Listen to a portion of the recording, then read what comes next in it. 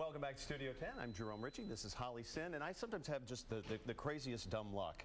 This past weekend, I met this guy, Dario Scardapane, who worked with James Cameron. I guess he wrote a treatment. They wrote a treatment of Fantastic Voyage together. Really? And I said, hey, we're going to interview James Cameron on Monday. Give me a little fact or a little nugget about James Cameron that maybe not that many people know about. And I don't know if he's teasing me or not. James Cameron obviously can answer this.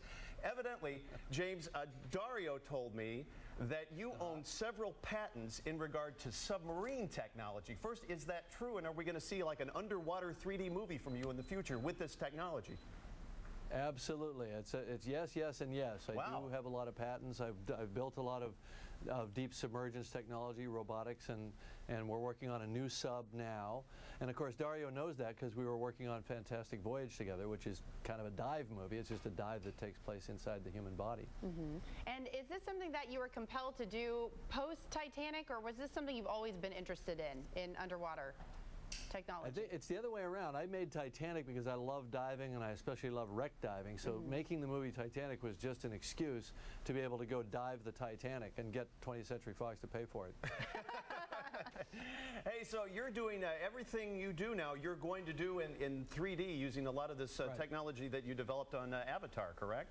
Absolutely, yeah. So first of all, shooting underwater in 3D, you know, underwater and 3D go together like peas and carrots. I'm going to do more stuff. Also in an Avatar sequel, we're gonna see more of the oceans of Pandora and the creatures under the oceans and that sort of thing. So that's exciting to me. That's kind of the gimme that I get to do a sequel for Avatar. Explain, James, if you will, the technology involved in Avatar, because we hear a lot of words thrown around like motion capture and performance capture and so forth. Yeah. What exactly was the technology that you used? How did it work with Avatar? Well, basically what we did was we were creating these 10-foot tall, you know, blue characters who they're kind of versions of the actors of Zoe Saldana and Sam Worthington that were created in CG, but they're not animated per se in the sense that that Sam and Zoe and Sigourney Weaver actually performed these characters down to every minute detail of the performance, and we sort of capture it, we bottle it, and we put it into their CG versions. So Avatar being re-released with additional footage, and we understand that you're working on at least one sequel to Avatar. Can you shed some light on that for us? Yeah, at least one. I mean, what I'm hoping to do is to do a 2 and a 3 back to back, and do one sort of complete story arc that completes through to the end of the third film. Kind of like a trilogy, but you know, we'll keep it open-ended as well. We can even go beyond that. When you're creating a film, do you approach it sort of from an emotional perspective, or is it more from like an analytical and very technological perspective? Do you get lost in the world of Pandora? I think the biggest challenge on this type of film, which is a highly technical film and a long project, is to stay in touch with the emotions, to be able to still cry in a scene or laugh in a scene when you're years into a project. And you can get lost in the technology and in the complexity of the making of the film, and that's the discipline that I think any filmmaker has to develop in themselves in order to make these movies. James, we do something with a lot of our big guests. We do something called the Wikipedia fact check, and there's you hit. He said, uh-oh. You put James Cameron into Wikipedia, and it's a huge entry. So, true or false? Again, according to Wikipedia. It's all lies. Trust me. No, this is actually a pretty good one, I think. But yeah, again, you can tell us if it's true or false. Terminator, the Terminator movies are based on a nightmare you had while directing your first feature-length film. I was actually in post-production, and I was sick. I had a fever of 103. I was alone and broke in Rome, and I had a nightmare, probably many nightmares, but one in particular that was quite vivid. And when I woke up, I sketched this character, which became the Terminator. Oh my gosh! So you dreamed? Did you dream machines taking over the world, or were you really seeing Arnold Schwarzenegger in your head? Well, I wasn't seeing Arnold yet. I didn't meet him until later. I was seeing the kind of the chrome skeleton in the fire, which was an iconic image of the film, and then I based a story around that image. Wow. We love it when they're true and they're cool. Yeah, but boy, I'll tell you, yeah, that one's true. A weird fever-inspired dream can be a very creative thing. Hey, you also started out with Roger Corman, where you built like miniature sets with Roger Corman. I did just about everything with Corman. I mean, that's the beauty of those low-budget kind of guerrilla-style films, is you get to try a bit of everything. I did camera, I did production design, little editing, you know, the whole 9 yards. Well, again, we're going to be seeing a re-release of Avatar. There's 9 minutes of new footage that we've never seen before, and we're going to find it throughout, or is it all tacked on the beginning or end?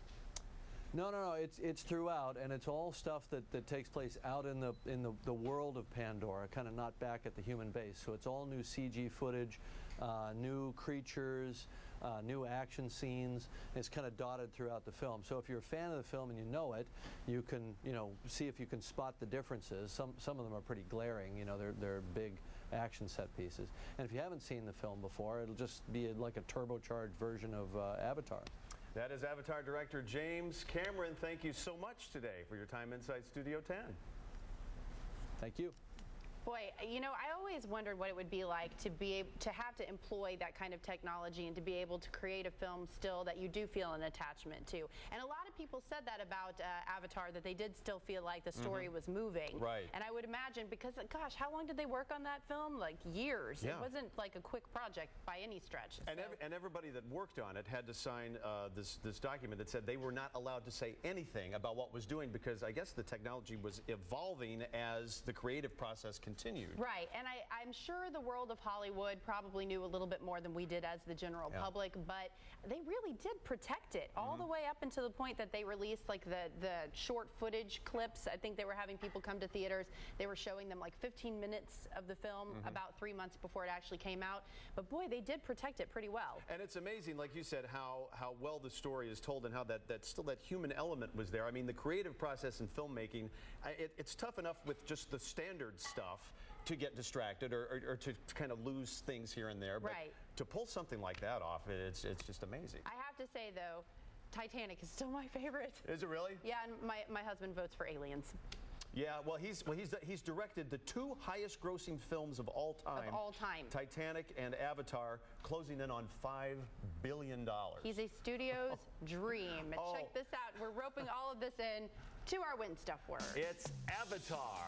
Studio 10 Win Stuff word of the day. You can win things just by watching our show. It's so easy to play. Just go to our website, studio10.tv, click on the Win Stuff link at the bottom of the homepage, type in today's Win Stuff word, which is Avatar, and you'll earn points that you can use to win great prizes. And hey, while you're there, become a like us or a fan or whatever it is these days on Facebook, and we are going to try and get to 1,000 fans by the time we hit 1,000 shows. 146 fans to go. With your help, we'll get there, folks. Click on for your chance to win stuff. We'll be right back.